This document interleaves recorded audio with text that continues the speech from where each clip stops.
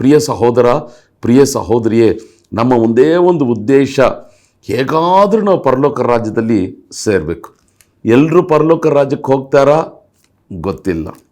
10 ಕನ್ನಿಕೆಯರಿದ್ದರು, ಅದರಲ್ಲಿ 5 ಬುದ್ಧಿವಂತೆಯರು ಅಲ್ವಾ, 5 ಜನರು ಬುದ್ಧಿ ಇಲ್ಲದವರು. ಆದರೆ ಎಲ್ಲರೂ ಕ್ರಿಸ್ತನ ಅಥವಾ ಆ ಮದಲಿಂಗನ ಬರೋಣಕ್ಕಾಗಿ ಸಿದ್ಧರಾಗಿದ್ದರು. ಆದರೆ 5 ಜನರು ಮಾತ್ರ ಕರ್ತನ ರಾಜ್ಯದಲ್ಲಿ ಪ್ರವೇಶಿಸಿದರು ಅಥವಾ ಆ ಒಂದು ಮದಲಿಂಗನ ಔತಣದಲ್ಲಿ ಪ್ರವೇಶ ಮಾಡಿದರು. ಕಡೇ ತನಕ ತಾಳುವವನೇ ರಕ್ಷಣೆ ಹೊಂದುವನು. ಅಂದರೆ ನಾವು ಒಂದು ದಿನ ಸರಿಯಾಗಿರೋದು, ಇನ್ನೊಂದು ದಿನ ಲೌಕಿಕವಾಗಿ ಜೀವಿಸುವುದು. ನಾನು 10 ವರ್ಷ ಸರಿಯಾಗಿದ್ದೆ, ಈಗ ನಾನು ಬೇರೆ ಥರ ಜೀವಿಸ್ತಿದ್ದೇನೆ, ಅಲ್ವೇ ಅಲ್ಲ. ಪ್ರತಿನಿತ್ಯವೂ ನಮ್ಮ ಜೀವಿತವನ್ನು ನಾವು ಪರಿಶೋಧಿಸಿ ನೋಡೋಣ. ಪ್ರತಿನಿತ್ಯವೂ ನಮ್ಮ ಹೃದಯವನ್ನು ಪರಿಶೀಲಿಸಿ ನೋಡೋಣ. ಪ್ರತಿನಿತ್ಯವೂ ನಮ್ಮ ನಡೆ ನುಡಿ ಎಲ್ಲವನ್ನು ಪರೀಕ್ಷಿಸಿ ನೋಡೋಣ. ಒಂದು ವೇಳೆ ದೇವರು ಮೆಚ್ಚುಗೆ ಇಲ್ಲದಂಥ ಕಾರ್ಯಗಳು ನಮ್ಮ ಜೀವಿತದಲ್ಲಿ, ನಮ್ಮ ಮನಸ್ಸಿನಲ್ಲಿ, ನಮ್ಮ ಹೃದಯದಲ್ಲಿ, ನಮ್ಮ ನಡೆಯಲ್ಲಿ, ನಮ್ಮ ನುಡಿಯಲ್ಲಿ ಅದು ಕಾಣಲ್ಪಡುವುದಾದರೆ ನಾವು ಮನ ತಿರುಗುವಾಗ ದೇವರು ನಿಶ್ಚಯವಾಗಿ ಕನಿಕರಿಸಿ ನಮ್ಮನ್ನು ಕ್ಷಮಿಸುತ್ತಾನೆ. ನಮಗೆ ನೂತನ ಜೀವನವನ್ನು ಆತನು ಕೊಡುವಂಥ ದೇವರಾಗಿದ್ದಾನೆ. ಆದ್ದರಿಂದಲೇ ಸಭೆಗಳಿಗೆ ಕರ್ತನಾದಂಥ ಯೇಸು ಕ್ರಿಸ್ತನು ಬರೆದಂಥ ಪತ್ರಿಕೆಗಳನ್ನು ನಾವು ಕಳೆದ ಅನೇಕ ವಾರಗಳಿಂದ ನಾವು ಧ್ಯಾನಿಸುತ್ತಾ ಬರುತ್ತಿದ್ದೇವೆ. ಇದನ್ನು ಎಲ್ಲಿ ನೋಡೋಕ್ಕೆ ಸಾಧ್ಯ? ಪ್ರಕಟಣೆಯ ಪುಸ್ತಕ 1ನೇ ಅಧ್ಯಾಯ, 2ನೇ ಅಧ್ಯಾಯ, 3ನೇ ಅಧ್ಯಾಯ. 1ನೇ ಅಧ್ಯಾಯದಲ್ಲಿ ಯೇಸು ಕ್ರಿಸ್ತನು ತನ್ನನ್ನು ತಾನೇ ಪ್ರತ್ಯಕ್ಷಪಡಿಸ್ತಾನೆ. ಪತ್ಮೋಸ್ ಎಂಬ ದ್ವೀಪದಲ್ಲಿ ಯೋಹಾನನಿಗೆ ಆತನು ನೋಡುವಂಥ ಎಲ್ಲವನ್ನು ಬರೆ ಎಂಬುದಾಗಿ ಕರ್ತನಾದಂಥ ಯೇಸು ಕ್ರಿಸ್ತನು ಸ್ವತಃ ಯೋಹಾನನಿಗೆ ಹೇಳಿದಂಥ ಕಾರ್ಯಗಳನ್ನು ಯೋಹಾನನು ಆ ದ್ವೀಪದಲ್ಲಿ ಬರೆಯುತ್ತಾನೆ. ನೋಡ್ರಿ, 7 ಸಭೆಯ ಹೆಸರುಗಳು ಪ್ರಕಟಣೆ 1ನೇ ಅಧ್ಯಾಯ ಅದರ 11ನೇ ವಾಕ್ಯದಲ್ಲಿದೆ. ಎಫೆಸ ಸಭೆ, ಸ್ಮರ್ನ ಸಭೆ, ಪೆರ್ಗಮ ಸಭೆ, ಥುವತೈರ ಸಭೆ, ಸಾರ್ದಿಸ್ ಸಭೆ, ಫಿಲಿಡೆಲ್ಫಿಯಾ ಸಭೆ, ಲವೋದಿಕೀಯ ಸಭೆ. ಈ ಸಭೆಗಳು ಇರುವಂಥ ಆ ಜಾಗಗಳು, ಈ ಸಭೆಗಳೆಂದರೆ ಇದು ಪಟ್ಟಣಗಳ ಹೆಸರು. ಈ ಪಟ್ಟಣದಲ್ಲಿರುವಂಥ ಈ ಸಭೆಗೆ, ಈ ಸಭೆಯಲ್ಲಿರುವಂಥ ದೂತನಿಗೆ ಅಥವಾ ಸಭೆಯಲ್ಲಿರುವಂಥ ಅಷ್ಟು ವಿಶ್ವಾಸಿಗಳಿಗೆ, ಸೇವಕರಿಗೆ, ಜನರಿಗೆ ಕರ್ತನಾದಂಥ ಯೇಸು ಕ್ರಿಸ್ತನು ಸ್ವತಃ ಹೇಳುವಂಥ ಸಂಗತಿಗಳು ಅಥವಾ ಉಪದೇಶಗಳು ಅಥವಾ ಎಚ್ಚರಿಕೆಯ ಮಾತುಗಳು, ಪ್ರಕಟಣೆಗಳು, ಪ್ರವಾದನೆಗಳು ಹೇಗೆ ಬೇಕಾದರೂ ನಾವು ತೆಗೆದುಕೊಳ್ಳಬಹುದು. ಈ 7 ಪಟ್ಟಣಗಳು ಹೇಗಿದೆ ಅಂತ ನೋಡಬೇಕಾದ್ರೆ ಮೊದಲು ಎಫೆಸ, ಸ್ಮರ್ನ, ನಂತರ ಪೆರ್ಗಮ, ಆಮೇಲೆ ಈ ಕಡೆ ಒಂದು ಯು ಶೇಪ್ ಥರ ಮತ್ತು ತ್ವೈತರ ಆದಮೇಲೆ ಸಾರ್ದಿಸ್, ಫಿಲಿಡೆಲ್ಫಿಯಾ, ಲವೋದಿಕೀಯ. ಸೊ ಈ ಕರ್ತನಾದಂಥ ಯೇಸು ಕ್ರಿಸ್ತನು ಒಂದು ವೇಳೆ ಈ 7 ಪತ್ರಿಕೆಗಳನ್ನು ತೆಗೆದುಕೊಂಡು ಓಡಬೇಕಾದ್ರೆ ಆ ಮಾರ್ಗ ಹೇಗಿದೆ ಅಂತ ನೋಡಬೇಕಾದ್ರೆ ಎಫೆಸ, ಸ್ಮರ್ನ, ಪೆರ್ಗಮ ಮತ್ತು ಕೆಳಗೆ ತ್ವೈರ, ಸಾರ್ದಿಸ್, ಫಿಲಿಡೆಲ್ಫಿಯಾ, ಲವೋದಿಕೀಯ 7 ಸಭೆಗಳಿಗೆ ಕರ್ತನು ಬರೆದಂಥ ಈ ಪತ್ರಿಕೆಗಳು ಆ ಕಾಲದಲ್ಲಿರುವಂಥ 7 ಸಭೆಗಳಿಗೆ ಮಾತ್ರವಲ್ಲ, ಈಗ ಜೀವಿಸ್ತಿರುವಂಥ ನಮಗೂ ಕರ್ತನು ಹೇಳುವಂಥ ಪ್ರಕಟಣೆ ಅಥವಾ ಎಚ್ಚರಿಕೆಯ ಮಾತುಗಳು. ನಾವಿದಾಗಲೇ 3 ಸಭೆಗಳ ಬಗ್ಗೆ ಧ್ಯಾನ ಮಾಡಿ ನಾವು ಮುಗಿಸಿದ್ದೇವೆ. ಅದೇನಂತ ನೋಡಬೇಕಾದ್ರೆ ಎಫೆಸ ಸಭೆ ಅಂದರೆ ಪ್ರೀತಿ ಇಲ್ಲದ ಸಭೆ, ಮೊದಲ ಪ್ರೀತಿಯನ್ನು ಕಳೆದುಕೊಂಡಂಥ ಸಭೆ, ಲವ್ಲೆಸ್ ಚರ್ಚ್ ಅಲ್ವಾ, ಅದಕ್ಕೆ ಒಂದು ಹೆಸರು, ಶೀರ್ಷಿಕೆ. ಸ್ಮರ್ನ ಸಭೆ ಹಿಂಸೆಗೊಳಗಾದಂಥ ಸಭೆ, ಪರ್ಸಿಕ್ಯೂಟೆಡ್ ಚರ್ಚ್. ಮತ್ತು ಪೆರ್ಗಮ ಸಭೆ ನೋಡಬೇಕಾದ್ರೆ ಕಾಂಪ್ರಮೈಸಿಂಗ್ ಚರ್ಚ್ ಅಂದರೆ ರಾಜಿ ಮಾಡಿಕೊಳ್ಳುವಂಥ ಒಂದು ಸಭೆ. ಇದರ ಬಗ್ಗೆ ನಾವು ಕಳೆದ ಅನೇಕ ವಾರಗಳಿಂದ ನಾವು ಧ್ಯಾನ ಮಾಡಿದ್ದೇವೆ. ದಯವಿಟ್ಟು ಆ ಎಲ್ಲ ಸಂದೇಶಗಳನ್ನು ನೀವು ಕೇಳ್ರಿ ಎಂಬುದಾಗಿ ಬಹಳ ತಾಳ್ಮೆಯಿಂದ ನಾನು ವಿನಂತಿಸಿಕೊಳ್ತೇನೆ. ಅದು ಮಾತ್ರವಲ್ಲ, ನಾನು ಪ್ರತಿ ಸಂದೇಶದಲ್ಲೂ ನಾನು ಹೇಳ್ತಾ ಬರ್ತಿದ್ದೇನೆ, ಕರ್ತನಾದಂಥ ಯೇಸು ಕ್ರಿಸ್ತನು ಒಂದು ಸಭೆಗೆ ಒಂದು ಪತ್ರಿಕೆಯನ್ನು ಬರೀಬೇಕಾದ್ರೆ ಯಾವ ಶೈಲಿಯನ್ನು, ಯಾವ ಮಾದರಿಯನ್ನು ಆತನು ಉಪಯೋಗಿಸಿದ. ಮೊದಲು ಆ ಸಭೆಯ ಹೆಸರನ್ನು ಹೇಳಿ ಆ ದೂತನಿಗೆ ಬರೆ ಎಂಬುದಾಗಿ. ಎರಡನೇದಾಗಿ ಕರ್ತನಾದಂಥ ಯೇಸು ಕ್ರಿಸ್ತನು ತನ್ನನ್ನು ತಾನೇ ಪ್ರಕಟಿಸುವುದು, ತನ್ನ ಗುಣಾತಿಶಯಗಳನ್ನು ತೋರಿಸುವುದು. ಬೆಂಕಿಮಯವಾದಂಥ ಕಣ್ಣುಗಳು, ಇಬ್ಬಾಯಿ ಕತ್ತಿಯನ್ನು ಹಿಡಿದಾತನು ಈ ರೀತಿಯಾಗಿ. ನಂತರ ಆ ಸಭೆಯಲ್ಲಿ ನಡೆಯುವಂಥ ಒಳ್ಳೆಯ ಕಾರ್ಯಗಳನ್ನು ನೋಡಿ ಹೊಗಳುವುದು. ನಿನ್ನ ನಂಬಿಕೆ ದೊಡ್ಡದು, ನಿನ್ನ ತಾಳ್ಮೆ ದೊಡ್ಡದು, ನಿನ್ನ ಕೃತ್ಯಗಳು ದೊಡ್ಡದು, ಈ ರೀತಿಯಾಗಿ ಹೊಗಳುವಂಥ ಕಾರ್ಯಗಳು. ನಾಲ್ಕನೇದಾಗಿ ಅಲ್ಲಿ ಯಾವ ಕಾರ್ಯಗಳು ದೇವರಿಗೆ ಮೆಚ್ಚುಗೆ ಇಲ್ವೋ ಅದನ್ನು ನೋಡಿ ತಪ್ಪು ಹೊರಿಸೋದು ಅಲ್ವಾ, ತಪ್ಪು ಹೊರಿಸೋದು, ಟೀಕಿಸೋದು, ವಿಮರ್ಶಿಸುವುದು, ಇದು ಸರಿಯಲ್ಲ, ನಿನ್ನ ಮೇಲೊಂದು ತಪ್ಪು ಹೊರಿಸಬೇಕಾಗಿದೆ ಎಂಬುದಾಗಿ ಹೇಳೋದು. ನಂತರ ಮನ ತಿರುಗಬೇಕು ಎಂಬುದಾಗಿ ಕರ್ತನಾದಂಥ ಯೇಸು ಕ್ರಿಸ್ತನು ಮಾಡುವಂಥ ಉಪದೇಶ.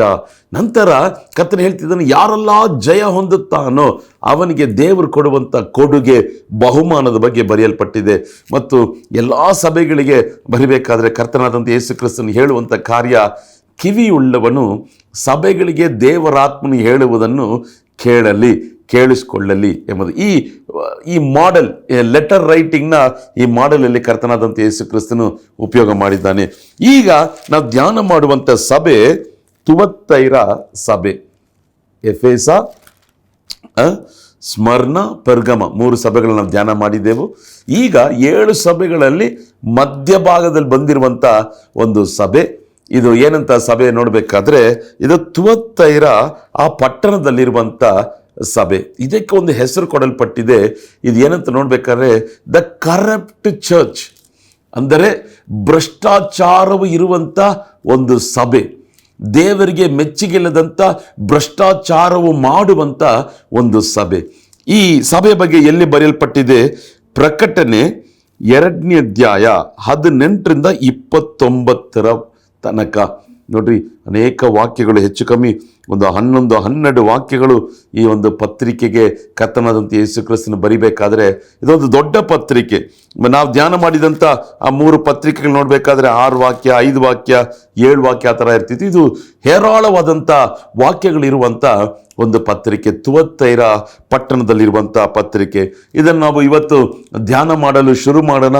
ಸಾಧ್ಯವಾದರೆ 2ನೇ ಭಾಗ ಮುಂದಿನ ವಾರ ನೋಡೋಣ, ಅಥವಾ ಹೆಚ್ಚು ಕಾರ್ಯಗಳನ್ನು ದೇವರು ನಮಗೆ ಉಪದೇಶ ಮಾಡುವುದಾದರೆ 3 ಭಾಗಗಳಾಗಿ ಈ ಸಭೆಯನ್ನು ನಾವು ಧ್ಯಾನ ಮಾಡೋಣ. ಆಮೇಲೆ ಎಷ್ಟು ಜನರಿಗೆ ಈ ವಾಕ್ಯಗಳು ಪ್ರಯೋಜನಕರವಾಗಿದೆ? ಇವತ್ತು ಕರ್ತನು ನಿಶ್ಚಯವಾಗಿ ನಮ್ಮ ಸಂಗಡ ಸ್ಪಷ್ಟವಾಗಿ ಮಾತಾಡ್ತಿದ್ದಾನೆ. ಕಾರಣ ನಾವೇ ಸಭೆ. ನಮ್ಮೊಳಗೆ ದೇವರಾತ್ಮನ ವಾಸ ಮಾಡ್ತಾನೆ. ಕಟ್ಟಡದಲ್ಲಿ ಅಲ್ಲ, ನಾವೇ ಸಭೆ. ನಮಗೂ ಮಾತಾಡ್ತಾನೆ. ಸಭೆಯಾಗಿ ಸೇರಿ ಬರುವಂಥ ನಮ್ಮ ಸಭಿಕರಿಗೂ ಕರ್ತನು ಮಾತಾಡ್ತಾನೆ. ಸಭೆಯನ್ನು ನಡೆಸುವಂಥ ಆ ನಾಯಕರಿಗೆ, ಸಭಾಪಾಲಕರಿಗೆ, ಪೋಷಕರಿಗೆ, ಕುರುಬರಿಗೂ ಕರ್ತನು ಮಾತಾಡ್ತಾನೆ. ಸೇವಕರಿಗೂ ಕರ್ತನು ಮಾತಾಡ್ತಾನೆ. ಇದು ಎಲ್ರಿಗೂ ಸರಿ ಹೊಂದುವಂಥ ಕಡೇ ಕಾಲದ ಉಪದೇಶ ನಮ್ಮೆಲ್ರಿಗೂ ಬಹಳ ಮುಖ್ಯ. ಸಹೋದರ ಸಹೋದರಿಯರೇ, ಇದರಲ್ಲಿ ನಾವು ಅನೇಕ ಕಾರ್ಯಗಳು ಮಾಡ್ತಿರ್ಬೋದು, ಆದರೆ ನಾವು ತಿದ್ದುಕೊಳ್ಳಬೇಕಾದಂಥ ಕಾರ್ಯಗಳು, ಹೇಗೆ ಸೈತಾನನು ವಂಚನೆಯಾಗಿ, ಕುಯುಕ್ತಿಯಾಗಿ, ಕುತಂತ್ರವಾಗಿ ಸಭೆಯೊಳಗೆ ನುಗ್ಗಿ ಕೆಟ್ಟ ಉಪದೇಶಗಳು, ದುರುಪದೇಶಗಳು, ಸುಳ್ಳು ಪ್ರವಾದನೆಗಳು ಈ ರೀತಿಯಾಗಿ ನುಸುಳುವಂತೆ ಮಾಡಿ ಸಭೆಯನ್ನು ಹಾಳು ಮಾಡುವಂಥ ಕಾರ್ಯ, ಕೆಟ್ಟ ಉಪದೇಶಗಳನ್ನು ಕೊಡುವಂಥ ಕಾರ್ಯ, ಜನರನ್ನು ಪರಲೋಕಕ್ಕೆ ನೇರವಾಗಿ ಅಲ್ಲ, ದೇವರನ್ನು ಬಿಟ್ಟು ಲೋಕವನ್ನು ಮೆಚ್ಚಿಸುವಂಥ ಮಾರ್ಗ, ನರಕಕ್ಕೆ ನಡೆಸುವಂಥ ಮಾರ್ಗದಲ್ಲಿ ಹೇಗೆ ಸೈತಾನನು ಸಭೆಯನ್ನು ವಂಚಿಸ್ತಿದ್ದಾನೆ ಎಂಬುದನ್ನು 7 ಪತ್ರಿಕೆಗಳಲ್ಲಿ ನೋಡಲು ಸಾಧ್ಯ. ಇದು ಸಾಮಾನ್ಯ ಜನರಿಗೆ ಅಲ್ಲ, ಸಭೆಯಲ್ಲಿರುವಂಥ ವಿಶ್ವಾಸಿಗಳಿಗೆ, ಸಭೆಯಲ್ಲಿರುವಂಥ ಸೇವಕರಿಗೆ, ಸಭೆಯನ್ನು ನಡೆಸುವಂಥ ಸಭಾಪಾಲಕರಿಗೆ ಅವತ್ತು ನಡೆದಂಥ ಕಾರ್ಯಗಳು ಇವತ್ತು ಕೂಡ ನಡೆಯುತ್ತಾ ಇದೆ ಪ್ರಿಯ ಸಹೋದರ ಸಹೋದರಿಯೇ. ಆದ್ದರಿಂದ ಇದರ ಬಗ್ಗೆ ಒಂದು ತಿಳುವಳಿಕೆ ನಮಗೆ ಉಂಟಾಗಿ ನಾವು ಎಚ್ಚರಗೊಂಡು ಈ ಕಾರ್ಯಗಳನ್ನೆಲ್ಲ ಬಿಟ್ಟು ನಾವು ಮನ ತಿರುಗುವುದಾದರೆ ನಿಶ್ಚಯವಾಗಿ ನಮಗೆ ಪರಲೋಕ ರಾಜ್ಯ ನಿಶ್ಚಯ. ಇನ್ನೊಂದು ಮಾತು ಹೇಳ್ತೇನೆ ಪುನಃ, ಎಲ್ಲರೂ ಪರಲೋಕ ರಾಜ್ಯಕ್ಕೆ ಹೋಗೋಕ್ಕೆ ಸಾಧ್ಯ ಇಲ್ಲ. ಇವತ್ತು ನಿಮ್ಮ ನೋಡಿ ಒಂದು ಪ್ರಶ್ನೆ, ಇಂದು ರಾತ್ರಿ ನಿನ್ನ ಅಥವಾ ನನ್ನ ಮರಣ ಇರುವುದಾದರೆ ಪರಲೋಕ ರಾಜ್ಯಕ್ಕೆ ಹೋಗ್ತೇವಂತ ನಿಶ್ಚಯ ನಮಗಿದೆಯಾ? ಅಥವಾ ಯಾರೋ ಮೇಲೋ ಒಂದು ಕಹಿತನೆ ಇದೆಯಾ, ಬೇಸರ ಇದೆಯಾ, ಇನ್ನು ಯಾರನ್ನೋ ಕ್ಷಮಿಸಲಿಲ್ವಾ, ಅಥವಾ ಅನೇಕ ಪಾಪಗಳು ಹೃದಯದಲ್ಲಿದೆಯಾ, ಬಿಡಬಾರದಂಥ ಪಾಪಗಳು ನಿನ್ನ ಹೃದಯದಲ್ಲಿ ಕಾಣಲ್ಪಡ್ತಿದೆಯಾ? ನಾವು ಸಿದ್ಧರಾಗೋಣ. ಅದಕ್ಕಾಗಿ ಸಭೆಗಳಿಗೆ ಬರದಂಥ ಸಂದೇಶವನ್ನು ದೇವರು ನಮ್ಮೊಟ್ಟಿಗೆ ಮಾತಾಡ್ತಿದ್ದಾನೆ. ಸರಿ, ಈ ಸಭೆ ನೋಡಬೇಕಾದ್ರೆ ಪ್ರಕಟಣೆ 2:18-19 2 ವಾಕ್ಯಗಳನ್ನು ನಾನು ಓದಲು ಬಯಸ್ತೇನೆ. ತುವತ್ತೈರದಲ್ಲಿರುವಂಥ ಸಭೆಯ ದೂತನಿಗೆ ಬರೆ, ಬೆಂಕಿಯ ಉರಿಯಂತಿರುವಂಥ ಕಣ್ಣುಗಳು, ತಾಮ್ರದಲ್ಲಿರುವ ಪಾದಗಳು ಉಳ್ಳ ದೇವಕುಮಾರನು ಹೇಳುವುದೇನೆಂದರೆ, ನಿನ್ನ ಕೃತ್ಯಗಳನ್ನು, ನಿನ್ನ ಪ್ರೀತಿಯನ್ನು, ನಂಬಿಕೆಯನ್ನು, ಪರೋಪಕಾರವನ್ನು, ತಾಳ್ಮೆಯನ್ನು ಬಲ್ಲೆನು. ಇದಲ್ಲದೆ ನೀನು ಕಡೆಯ ಕೃತ್ಯಗಳು ನಿನ್ನ ಮೊದಲಿನ ಕೃತ್ಯಗಳಿಗಿಂತ ಹೆಚ್ಚಾದವುಗಳೆಂದು ಬಲ್ಲೆನು. ಆಮೇಲೆ ನೋಡ್ರಿ, ಇವತ್ತು ನಾವು 2 ಕಾರ್ಯ ನಾವು ನೋಡೋಕ್ಕೆ ಶುರು ಮಾಡೋಣ. ಯಾವ ಪಟ್ಟಣದಲ್ಲಿರುವಂಥ ದೂತನಿಗೆ ಕರ್ತನ ಬರೆಯಕ್ಕೆ ಹೇಳ್ತಿದ್ದಾನೆ? ತುವತ್ತೈರ ಪಟ್ಟಣದಲ್ಲಿರುವಂಥ ದೂತನಿಗೆ. ಕರ್ತನು ತನ್ನನ್ನು ತಾನೇ ಹೇಗೆ ತೋರಿಸ್ಕೊಳ್ತಿದ್ದಾನೆ? ಈ ಸಭೆಗೆ ಬೆಂಕಿಯ ಉರಿಯಂತಿರುವ ಕಣ್ಣುಗಳು. ನೋಡ್ರಿ, ಯೇಸು ಕ್ರಿಸ್ತನು ಯೋಹಾನನಿಗೆ ತನ್ನನ್ನು ಕಾಣಿಸ್ಕೊಳ್ಬೇಕಾದ್ರೆ, ತನ್ನನ್ನು ತೋರಿಸ್ಕೋಬೇಕಾದ್ರೆ ಆ ಮೊದಲನೇ ಅಧ್ಯಾಯದಲ್ಲಿ ಬರೆಯಲ್ಪಟ್ಟಿದೆ 15ನೇ ವಾಕ್ಯ, ಆತನ ಕಣ್ಣುಗಳು ಬೆಂಕಿಯ ಉರಿಯಂತೆಯೂ. ಆಮೇಲೆ ಕಣ್ಣುಗಳು ಹೇಗಿತ್ತು? ಬೆಂಕಿಯಾಗೇ ಇತ್ತು. ಯೇಸುವಿನ ಕಣ್ಣುಗಳು ಬೆಂಕಿಯ ಉರಿಯಂತೆ. It's a flames of fire. Hallelujah. ಅದು ಯಾವುದನ್ನು ಸೂಚಿಸ್ತದೆ? ಅದು ಕರ್ತನ ನ್ಯಾಯ ತೀರ್ಪನ್ನು ಸೂಚಿಸ್ತದೆ. ಆ ಉರಿಯಂತಿರುವಂಥ ಬೆಂಕಿ ಯಾವುದಕ್ಕೆ ಒಂದು ಗುರುತು ಅಥವಾ ಯಾವುದಕ್ಕೆ ಒಂದು ಚಿಹ್ನೆ ಅಂತ ನೋಡಬೇಕಾದ್ರೆ, ಕರ್ತನ ನ್ಯಾಯ ತೀರ್ಪಿಗೆ ಅದು ಒಂದು ಗುರುತಾಗಿ ಕಾಣಲ್ಪಡ್ತಾ ಇದೆ. ಉರಿಯುವಂಥ ಬೆಂಕಿ. ಹಲ್ಲೆಲೂಯಾ. ನೋಡ್ರಿ, ಕರ್ತನಾದಂಥ ಯೇಸು ಕ್ರಿಸ್ತನು ಒಂದು ಕಡೆ ಆತನ ಕಣ್ಣುಗಳು ಒಂದು ತಾಯಿಯ ಪ್ರೀತಿಯ ಹಾಗೆ ಮಮತೆ ತುಂಬಲ್ಪಟ್ಟಂಥ ಕಣ್ಣುಗಳಾಗಿದ್ದರೂ ಕೂಡ, ಸಭೆಗೆ ಆತನು ಮಾತನಾಡಬೇಕಾದ್ರೆ, ಸಭೆಗೆ ಆತನು ಹೇಳಬೇಕಾದ್ರೆ, ತುವತ್ತೈರ ಪಟ್ಟಣದಲ್ಲಿರುವಂಥ ಸಭೆಗೆ ಕರ್ತನು ತನ್ನನ್ನು ತಾನೇ ಹೇಗೆ ತೋರಿಸ್ಕೊಳ್ತಾನೆ? ಬೆಂಕಿಯ ಉರಿಯಂತಿರುವಂಥ ಕಣ್ಣುಗಳು. ಹಲ್ಲೆಲೂಯಾ. ಯೇಸು ಸ್ವಾಮಿನ ಸಾಧಾರಣವಾಗಿ ಎಣಿಸ್ಬೇಡ್ರಿ. ಹಲ್ಲೆಲೂಯಾ. ಒಂದು ವೇಳೆ ಈ ದೃಶ್ಯಗಳನ್ನು ನಮಗೂ ದೇವರು ತೋರಿಸಲು ಚಿತ್ತಗೊಂಡಿರುವುದಾದರೆ ನಮಗೂ ತೋರಿಸುವ. ಪತ್ಮೋಸ್ ದ್ವೀಪದಲ್ಲಿ ಯೋಹಾನನಿಗೆ ಉಂಟಾದಂಥ ಅನೇಕ ಆತ್ಮಿಕ ಅನುಭವಗಳನ್ನು ನಮಗೂ ದೇವರು ಕೊಡುವ. ಇದಕ್ಕಿಂತ ಹೆಚ್ಚಿನವುಗಳನ್ನು ಕಾಂತಿಯ ಮನುಷ್ಯ ಕುಮಾರನ ಮೇಲೆ ದೇವದೂತರು ಮೇಲೆ ಕೇರುವುದು ಇಳಿಯುವುದನ್ನು ನೀನು ಕಾಂತಿ ಎಂಬುದಾಗಿ ನತಾನೇಲನಿಗೆ ಯೋಹಾನ 1:50-51 ಪ್ರವಾದನೆಗೆ ಹೇಳಿದ ಹಾಗೆ, ಇದು ಅಂತ್ಯಕಾಲ ಅನೇಕ ಆತ್ಮಿಕ ಅನುಭವಗಳನ್ನು ದೇವರು ನಮಗೆ ತೋರಿಸುವಂಥ ದೇವರಾಗಿದ್ದಾನೆ. ಬೆಂಕಿಯ ಉರಿಯಂತಿರುವಂಥ ಕಣ್ಣುಗಳು, ದ ಫ್ಲೇಮ್ಸ್ ಆಫ್ ಫೈರ್. ಒಂದು ವೇಳೆ ಯಾರದನ್ನು ನೋಡೋಕ್ಕೆ ಸಾಧ್ಯ ಇಲ್ಲ. ಮೋಶೆ ಕಂಡ ಮುಳ್ಳಿನ ಪೊದರ್ನಲ್ಲಿ, ಮುಳ್ಳಿನ ಗಿಡದಲ್ಲಿ ಒಂದು ಬೆಂಕಿ. ಇಸ್ರಾಯೇಲ್ ಜನರು ಬೆಂಕಿಯನ್ನು ಕಂಡರೂ ಏನು? ಅದು ಬೆಂಕಿಯ ಸ್ತಂಭ. ಭೂಮಿಗೂ ಆಕಾಶಕ್ಕೂ ಎತ್ತರವಾಗಿರುವಂಥ ಬೆಂಕಿಯ ಸ್ತಂಭ. ನೋಡ್ರಿ, ಆದಿಕಾಂಡದಿಂದ ಪ್ರಕಟಣೆ ತನಕ ಈ ಬೆಂಕಿ ಎಂಬ ಮಾತು ಅನೇಕ ಜಾಗದಲ್ಲಿ ಬರೆಯಲ್ಪಟ್ಟಿದೆ. ನಾನು ಒಂದು ಪುಸ್ತಕವನ್ನು ಬರೆಯುವಂತೆ ದೇವರೊಂದು ಪ್ರಕಟಣೆಯನ್ನು ಆತ ನೀಡಿದ್ದಾನೆ. ಅದೇನಂತ ನೋಡಬೇಕಾದ್ರೆ, ರಕ್ತ ಸುರಿಯಲ್ಪಟ್ಟ ನಂತರ ಬೆಂಕಿಯು ಸುರಿಯಲ್ಪಡುತ್ತದೆ. Fire break out after bloodshed. ಆ ಪುಸ್ತಕವನ್ನು ನಾನು ಬರೆಯೋದಕ್ಕೆ ಶುರು ಮಾಡಿದ್ದೇನೆ. ಅದನ್ನು 3 ಭಾಷೆಗಳಲ್ಲಿ ಬರಿಬೇಕು ಅಥವಾ ಭಾಷಾಂತರ ಮಾಡಬೇಕು. ಈಗ ಆಂಗ್ಲ ಭಾಷೆಯಲ್ಲಿ ನಾನು ಬರಿತಾ ಇದ್ದೇನೆ. ನಂತರ ಕನ್ನಡ ಭಾಷೆಗೆ ಅದು ತರ್ಜಿಮೆ ಮಾಡಿ, ತಮಿಳು ಭಾಷೆಯಲ್ಲೂ ತರ್ಜಿಮೆ ಮಾಡಿ, 3ಅನ್ನು ಒಟ್ಟಿಗೆ ಅದನ್ನು ಬಿಡುಗಡೆ ಮಾಡಬೇಕೆಂಬುದಾಗಿ ಒಂದು ಪ್ರಾರ್ಥನೆ ಮಾಡ್ತಿದ್ದೇನೆ. ಅದಕ್ಕಾಗಿ ನೀವು ಪ್ರಾರ್ಥನೆ ಮಾಡಿರಿ. ಬೆಂಕಿಯನ್ನು ಆದಿಕಾಂಡದಿಂದ ಪ್ರಕಟಣೆ ತನಕ ನಾವು ನೋಡ್ಬೋದು. ಬೆಂಕಿಯು ಪ್ರಭಾವಕ್ಕೆ, ಮಹಿಮೆಗೆ, ಪರಿಶುದ್ಧತೆಗೆ ಒಂದು ಗುರುತಾಗಿ ಕಾಣಲ್ಪಡುತ್ತದೆ. ಹಲ್ಲೆಲೂಯಾ. ನೋಡ್ರಿ, ಪಂಚಾಶತಮದ ದಿನದಲ್ಲಿ ಬೆಂಕಿ ಇಳಿದು ಬಂದಿತ್ತು. ಎಲಿಯನ್ನು ಪ್ರಾರ್ಥನೆ ಮಾಡಬೇಕಾದ್ರೆ ಬೆಂಕಿ ಇಳಿದು ಬಂದಿತ್ತು. ಸೊಲೊಮೋನನು ಆಲಯದಲ್ಲಿ ಪ್ರತಿಷ್ಠೆ ಮಾಡಬೇಕಾದ್ರೆ ಶಕಿನಾ ಮಹಿಮೆ, ಬೆಂಕಿಯು ಇಳಿದು ಬಂದಿತ್ತು. ಇವತ್ತು ಕರ್ತನು ಆತನು ತನ್ನನ್ನು ತಾನೇ ಹೇಗೆ ಪ್ರತ್ಯಕ್ಷಪಡಿಸ್ಕೊಳ್ತಿದ್ದಾನೆ? ಬೆಂಕಿಯಾಗಿ. ಆ ಕಣ್ಣುಗಳು ಹೇಗಿದೆ? ಬೆಂಕಿಯಾಗಿದೆ, ಉರಿಯುವಂಥ ಬೆಂಕಿಯಾಗಿದೆ. ನಾವು ಕೂಡ ದೇವರೇ, ಈ ಓದುವಂಥ ಈ ಕಾರ್ಯಗಳನ್ನು ನಮ್ಮ ಆತ್ಮಿಕ ಕಣ್ಣುಗಳು ತೆರೆಯಲ್ಪಟ್ಟು ನೋಡುವಂತೆ ಕೃಪೆಯನ್ನು ಅನುಗ್ರಹಿಸುವ ಸ್ವಾಮಿ. ಒಂದು ವೇಳೆ ಕರ್ತನಿಗೆ ಚಿತ್ತವಾದರೆ ನಮಗೆಲ್ಲವನ್ನು ತೋರಿಸುವಂಥ ದೇವರಾಗಿದ್ದಾನೆ. ಅಂದರೆ ಕರ್ತನು ತನ್ನನ್ನು ತಾನೇ ಹೇಗೆ ತೋರಿಸ್ಕೊಳ್ತಿದ್ದಾನೆ? ಆ ಉರಿಯಂತಿರುವಂಥ ಬೆಂಕಿಯ ಕಣ್ಣುಗಳು. ಅದು ಮಾತ್ರವಲ್ಲ, ಈಗ ಕಣ್ಣುಗಳು ಅದು ತಲೆಯಲ್ಲಿದೆ. ಈಗ ನಂತರ ಏನು ತೋರಿಸ್ತಿದ್ದಾನೆ? ತಾಮ್ರದಂತಿರುವಂಥ ಪಾದಗಳು ಉಳ್ಳ ದೇವಕುಮಾರನ ಹೇಳ್ತಿದ್ದಾನೆ. ಈಗ ತಲೆಯಲ್ಲಿರುವಂಥ ಒಂದು ಅಂಗ ಕಣ್ಣುಗಳು. ಈಗ ತಲೆಯಿಂದ ಮತ್ತೆ ಅದು ಎಲ್ಲಿ ಚೇಂಜ್ ಆಗ್ತಾ ಇದೆ? ಪಾದಗಳು. ಪಾದಗಳು ಹೇಗಿದೆ ಅಂತ ನೋಡಬೇಕಾದ್ರೆ ತಾಮ್ರದಂತಿರುವಂಥ ಪಾದಗಳು.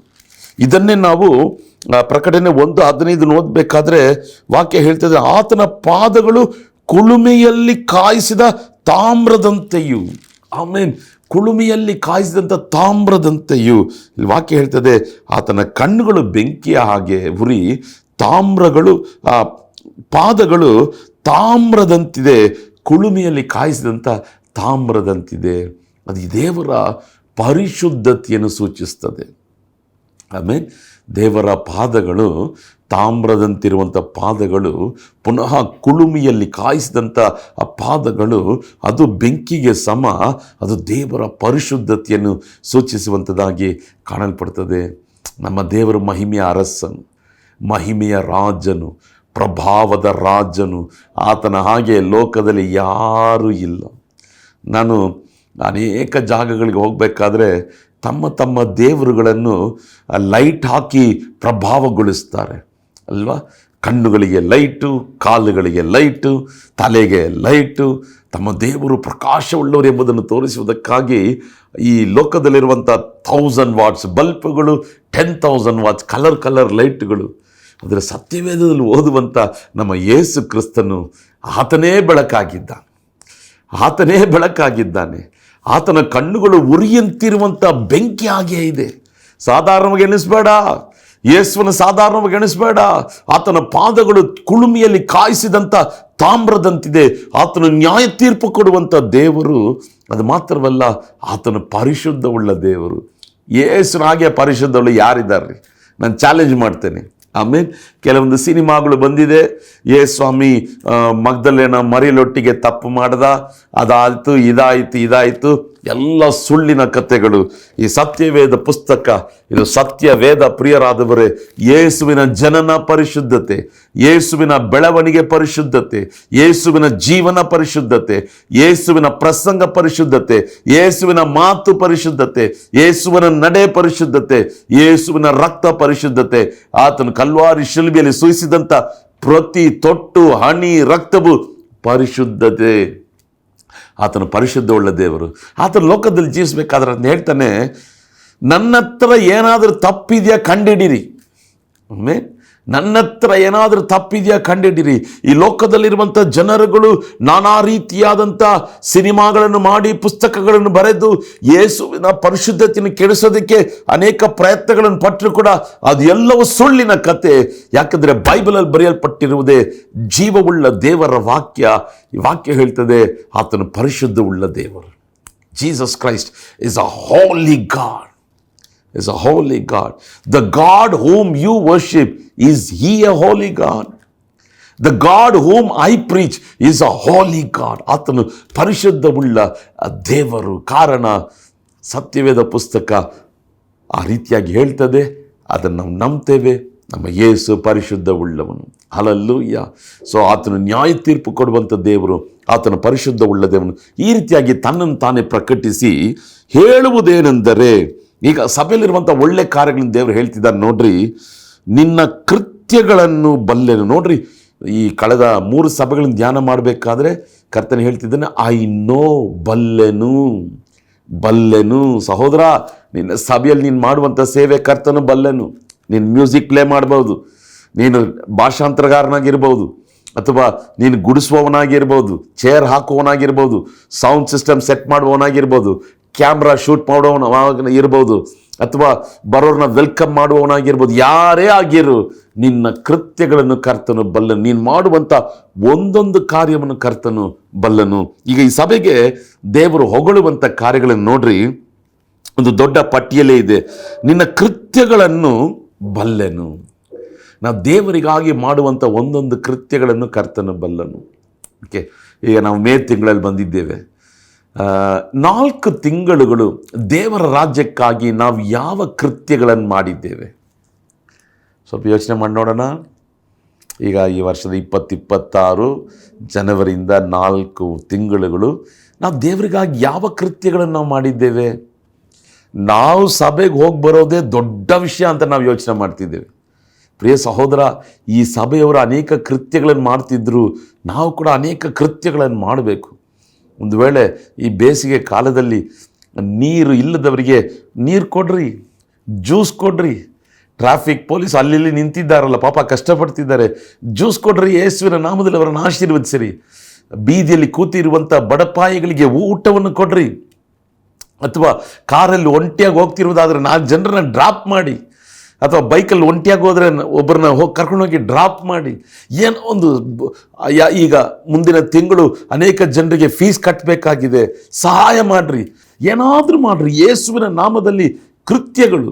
ಸುಮ್ಮನೆ ಪ್ರೇಯರ್ ಮಾಡ್ತೀನಿ ಅಂತ ಅಲ್ಲ, ನಿನ್ನ ಕೈಗಳನ್ನು ನೀಡಿ, ನಿನ್ನ ಕೈಗಳನ್ನು ಚಾಚಿ ನೀನು ದೇವರ ಹೆಸರಿನಲ್ಲಿ ಕೃತ್ಯಗಳನ್ನು ಕೂಡ ಮಾಡಬೇಕು. ಆಮೇಲೆ 2 ವಿಧವಾದಂಥ ಕಾಣಿಕೆಗಳನ್ನು ತೆಗೆದಿಟ್ಕೊಳ್ಳ್ರಿ. ಒಂದು ಸಭೆಗೆ, ದೇವರ ರಾಜ್ಯಕ್ಕೆ ದಶಮ ಭಾಗ ಕೊಡುವಂಥ ಒಂದು ಕಾಣಿಕೆ. ಇನ್ನೊಂದು ಬಡವರಿಗೆ ನಮ್ಮಿಂದಾದಷ್ಟು ಏನಾದರೂ ಮಾಡಬೇಕು. ಆ ಕೃತ್ಯಗಳನ್ನು ದೇವರ ಬಲ್ಲನು. ಈ ಸಭೆಯು ಕೃತ್ಯಗಳನ್ನು ಮಾಡುವಂಥ ಸಭೆ. ಅದು ಮಾತ್ರವಲ್ಲ, ನಿನ್ನ ಪ್ರೀತಿಯನ್ನು ಬಲ್ಲನು. ಆ ಸಭೆ ಪ್ರೀತಿಯಿಂದ ತುಂಬಲ್ಪಟ್ಟಂಥ ಸಭೆ. ನಾವು ಪ್ರೀತಿ ಉಳ್ಳವರಾಗಿರಬೇಕು. ಯಾರೇ ಆಗಿರಲಿ ನಮ್ಮ ಪ್ರೀತಿಯನ್ನು ತೋರಿಸಬೇಕು. ಒಂದು ರೈಲ್ವೆ ಸ್ಟೇಷನ್ಗೆ ಹೋದರೆ, ಟ್ರೈನಲ್ಲಿ ಪ್ರಯಾಣ ಮಾಡಿದ್ರೆ, ಬಸ್ಸಲ್ಲಿ ಪ್ರಯಾಣ ಮಾಡಿದ್ರೆ, ಫ್ಲೈಟಲ್ಲಿ ಪ್ರಯಾಣ ಮಾಡಿದ್ರೆ ಒಬ್ಬರು ನೋಡಿ ನಗ್ರಿ, ಅಥವಾ ಹಲೋ ಅಂತ ಹೇಳಿ, ಪ್ರೈಸ್ ದ ಲಾರ್ಡ್, ನಮಸ್ಕಾರ ಅಂತ ಹೇಳಿ. ನಾನು ಫ್ರಾನ್ಸ್ ಹೋಗಿದ್ದಾಗ, ಫ್ರಾನ್ಸ್ ದೇಶಕ್ಕೆ, ಅಲ್ಲಿ ಯಾರೇ ಆಗಿರಲಿ ಲಿಫ್ಟಲ್ಲಿ ಹೋದರೆ ಹಲೋ, ಹೌ ಆರ್ ಯು ಅಲ್ವಾ? ಅಥವಾ ಯು ಕೆನಲ್ಲಿ ನೋಡಬೇಕಾದ್ರೆ ಅವರು ಅಷ್ಟೇ, ಎಲ್ಲ ತುಂಬ ನಗುಮುಖದಿಂದ ಮಾತಾಡ್ತಾರೆ. ನಾವು ಪ್ರೀತಿ ಉಳ್ಳವರು ಎಂಬುದಾಗಿ ನಾವು ಪ್ರೀತಿಯನ್ನು ತೋರಿಸಬೇಕು, ನಂಬಿಕೆಯನ್ನು ತೋರಿಸಬೇಕು. ನಂಬಿಕೆಯನ್ನು ಬಲ್ಲೆನು, ಪರೋಪಕಾರವನ್ನು ಬಲ್ಲೆನು, ತಾಳ್ಮೆಯನ್ನು ಬಲ್ಲೆನು. ನೋಡ್ರಿ, ಕೃತ್ಯಗಳು, ಪ್ರೀತಿ, ನಂಬಿಕೆ, ಪರೋಪಕಾರ, ತಾಳ್ಮೆ, 5 ಕಾರ್ಯಗಳನ್ನು ಬಲ್ಲೆನು ಎಂಬುದಾಗಿ ಕರ್ತನು ಹೇಳ್ತಾರೆ. ಅದು ಮಾತ್ರ ಅಲ್ಲ, ನೀನು ಮೊದಲು ಮಾಡ್ತಿದ್ದಂಥ ಕೃತ್ಯಗಳಿಗಿಂತ ಈಗ ಮಾಡ್ತಿರುವಂಥ ಕೃತ್ಯಗಳು ದೊಡ್ಡದಾಗಿದೆ ಅಲ್ವಾ? ಅದನ್ನು ನಾನು ಬಲ್ಲೆನು ಅಲ್ವಾ? ನೋಡ್ರಿ, ಕೆಲವರು ಹೇಳ್ತಾರೆ 10 ವರ್ಷದಿಂದ ನಾನು ದೇವರಿಗಾಗಿ ಏನು ಮಾಡ್ತಿದ್ದೆ ಗೊತ್ತಾ? ಆದರೆ ಈ ಸಭೆಯವರು ಮೊದಲು ಏನು ಮಾಡ್ತಿದ್ರು ಅದಕ್ಕಿಂತ ಈಗ ಜಾಸ್ತಿ ಮಾಡ್ತಿದ್ದಾರೆ. ಅನೇಕ ಜನರಿಗೆ ಹೇಳೋದೇನು ಗೊತ್ತಾ? 5 ವರ್ಷದಿಂದ ನಾನು ಏನು ಮಾಡ್ತಿದ್ದೆ ಗೊತ್ತಾ? ಕರ್ತನಿಗಾಗಿ ಸೇವೆ. ಆದರೆ ಈಗ ಕಡಿಮೆ ಆಗಿಬಿಟ್ಟಿದೆ. ಇಲ್ಲ, ಆ ಥರ ಅಲ್ಲ.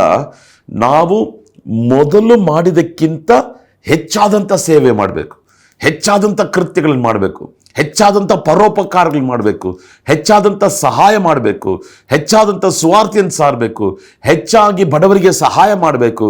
ದೇವರೇ, ನಮಗೆ ಆ ಕೃಪೆಯನ್ನು ನೀನು ಅನುಗ್ರಹಿಸು ಸ್ವಾಮಿ. ಹಲ್ಲೆಲೂಯಾ.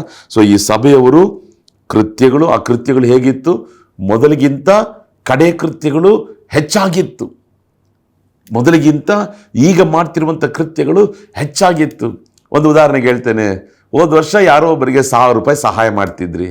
ಈ ವರ್ಷ ಅದನ್ನು 2000 ಮಾಡ್ರಿ, 5000 ಮಾಡ್ರಿ. ದೇವರು ಸಹಾಯ ಮಾಡ್ತಾನೆ, ದೇವರು ನಮಗೆ ಒದಗಿಸ್ತಾನೆ.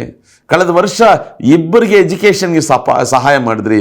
ಈ ವರ್ಷ ಒಂದು 5 ಜನರಿಗೆ ಸಹಾಯ ಮಾಡಿರಿ, ದೇವರು ಒದಗಿಸ್ತಾನೆ. ಕೊಡುವವರಿಗೆ ದೇವರು ಹೆಚ್ಚು ಕೊಡ್ತಾನೆ. ಕಳೆದ ವರ್ಷ ಯಾರೋ ಒಬ್ಬರಿಗೆ, ಒಂದು ಸೇವಕರಿಗೆ ನೀವು ಸಹಾಯ ಮಾಡ್ತಿದ್ರಿ. ಈ ವರ್ಷ 2-3 ಸೇವಕರಿಗೆ ಸಹಾಯ ಮಾಡಿರಿ. ಇಲ್ಲ ಬ್ರದರ್, ಕಳೆದ ವರ್ಷ ಒಬ್ಬರಿಗೆ ಸಹಾಯ ಮಾಡಿದ್ದೆ, ಈ ವರ್ಷ ಸ್ಟಾಪ್ ಮಾಡಿಬಿಟ್ಟೆ. ಇಲ್ಲ, ಈ ಸಭೆಯವರು ಹೇಗಿರ್ತಿದ್ರು? ಕಳೆದ ಅಥವಾ ಹಿಂದಿನ ಕೃತ್ಯಗಳಿಗಿಂತ ಕಡೆ ಕೃತ್ಯಗಳು ದೊಡ್ಡದಾಗಿತ್ತು, ಹೆಚ್ಚಿನ ಕೃತ್ಯಗಳನ್ನು ಅವರು ಮಾಡ್ತಿದ್ರು. ದೇವರೇ, ನಮಗೂ ಆ ಸಹಾಯವನ್ನು ನೀನು ಮಾಡು ಸ್ವಾಮಿ. ಅಂದರೆ ಈ ಸಭೆಯ ಬಗ್ಗೆ ದೇವರು ಹೊಗಳುವಂಥ ಕಾರ್ಯ ಕೃತ್ಯಗಳು, ಪ್ರೀತಿ, ನಂಬಿಕೆ, ಪರೋಪಕಾರ, ತಾಳ್ಮೆ. ಮೊದಲಿನ ಕೃತ್ಯಗಳಿಂದ ಕಡೆ ಕೃತ್ಯಗಳು ಹೆಚ್ಚಿನವುಗಳು. ಇದನ್ನು ನೋಡಿ ಕರ್ತನು ತುಂಬ ಸಂತೋಷ ಪಡ್ತಾನೆ. ಆಮೇಲೆ ಸೊ ಮುಂದಿನ ವಾರ ನಾವು ಏನು ನೋಡೋಣ? ಕರ್ತನು ಈ ಸಭೆಯ ಮೇಲೆ ಕೂಡ ಒಂದು ತಪ್ಪು ಹೊರಿಸ್ತಾ ಇದ್ದೇನೆ. 20ನೇ ವಾಕ್ಯ ನೋಡ್ರಿ. ಆದರೆ ನಿನ್ನ ಮೇಲೆ ಒಂದು ತಪ್ಪು ಹೊರಿಸಬೇಕಾಗುತ್ತದೆ. ನೋಡಿದ್ರ? ಹೊಗಳೋದು ಮಾತ್ರವಲ್ಲ, ಈಗ ವಿಮರ್ಶಿಸ್ತಿದ್ದಾನೆ, ಟೀಕಿಸ್ತಿದ್ದಾನೆ, ಖಂಡಿಸ್ತಿದ್ದಾನೆ, ಸರಿಪಡಿಸ್ತಿದ್ದಾನೆ. ನಿನ್ನ ಮೇಲೆ ಒಂದು ತಪ್ಪು ಹೊರಿಸಬೇಕಾಗಿದೆ. ಏನದು? ಯಜಬೇಳಲೆಂಬ ಒಂದು ಹೆಂಗಸು, ಅದು ಅವಳಿಗೆ ನೀವು ದಾರಿ ಮಾಡಿಕೊಟ್ಟಿದ್ದೀರಾ. ಅವಳು ತನ್ನ ಉಪದೇಶವನ್ನು ಮಾಡಿ ನನ್ನ ಸಭೆಯವರನ್ನು ಸೇವಕರು ಜಾರತ್ವದಲ್ಲಿ ಬೆಳೆಸ್ತಿದ್ದಾಳೆ, ವಿಗ್ರಹಗಳಿಗೆ ಸಮರ್ಪಿಸಿದಂಥ ಆಹಾರವನ್ನು ತಿನ್ನುವಂತೆ ಮಾಡ್ತಿದ್ದಾಳೆ ಎಂಬುದಾಗಿ ನಿನ್ನ ಮೇಲೆ ತಪ್ಪು ಹೊರಿಸಬೇಕಾಗಿದೆ. ಮುಂದಿನ ವಾರ ನಾವು ಅದನ್ನು ಧ್ಯಾನ ಮಾಡೋಣ. ಆಮೇಲೆ ತುವತ್ತೈರ ಸಭೆಗೆ ಕರ್ತನು ಬರೆದಂಥ ಪತ್ರಿಕೆ ತನ್ನನ್ನು ತಾನೇ ಪ್ರಕಟಿಸುವಂಥ ಕಾರ್ಯ. ಆತನು ಉರಿಯುವಂಥ ಬೆಂಕಿಯ ಕಣ್ಣುಗಳು ಉಳ್ಳವನು, ಕುಳುಮಿಯಲ್ಲಿ ಕಾಯಿಸಿದಂಥ ತಾಮ್ರದ ಹಾಗೆ ಪಾದಗಳು ಉಳ್ಳವನು. ಕರ್ತನ ಹೇಳ್ತಿದ್ದಾನೆ, ನಿನ್ನ ಕೃತ್ಯಗಳನ್ನು ನಾನು ಬಲ್ಲೆನು, ನಿನ್ನ ಪ್ರೀತಿಯನ್ನು ಬಲ್ಲೆನು, ನಂಬಿಕೆಯನ್ನು ಬಲ್ಲೆನು, ಪರೋಪಕಾರವನ್ನು ನಾನು ಬಲ್ಲೆನು, ತಾಳ್ಮೆಯನ್ನು ಬಲ್ಲೆನು. ಕಡೆ ಕೃತ್ಯಗಳು, ಈಗ ಮಾಡ್ತಿರುವಂಥ ಕೃತ್ಯಗಳು ಹಿಂದಿನ ಕೃತ್ಯಗಳಿಂದ ಹೆಚ್ಚಿನವ ಬಲ್ಲೆನು. ಆದರೆ ನಿನ್ನ ಮೇಲೆ ತಪ್ಪು ಹೊರಿಸಬೇಕಾಗಿದೆ. ಅದೇನು ತಪ್ಪು? ಮುಂದಿನ ವಾರ ನಾವು ಆಳವಾಗಿ ನಾವು ಧ್ಯಾನ ಮಾಡೋಣ.